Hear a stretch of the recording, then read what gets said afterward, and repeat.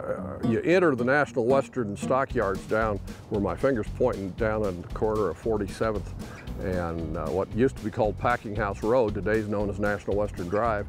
And the first packing plant that was there was Pepper Packing, which is a local Denver firm. Interestingly, almost all the former packing plants in Denver now are parking lots for the National Western.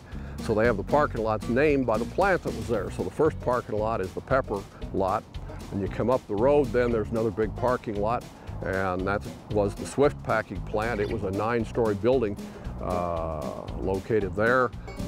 And then the next two items are the hog market, which is the scallop-roofed buildings, and then the square cement building is was the sheep market, where sheep were bought and sold, and they were walked on a ramp across the Platte River, which forms the boundary of the west side of the National Western grounds.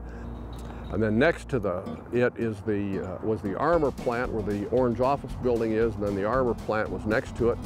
And the way the Stockyards was laid out is that we're on one catwalk, which is the only remaining one, but it used to be bisected by catwalks all over the place, and they weren't made with chain link fences and cement floors like this one, but they were wood and they were rickety and they shook, and you got splinters if you put your hands and arms on the rails.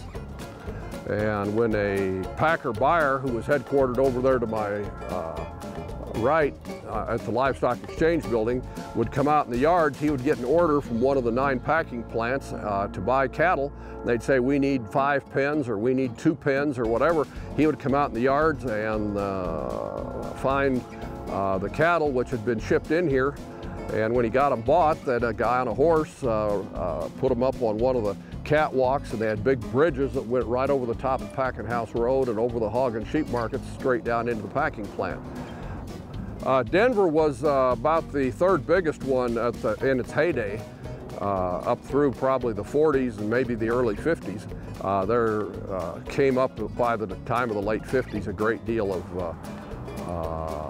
corruption that ranchers and farmers became aware of, and they became less and less enamored with shipping their cattle to a central stockyards, and instead were glad to get them to a feed yard out in the country where they could look over them and watch over them, and then not have to employ order buyers and other traders as intermediaries to sell the cattle direct to the packing company.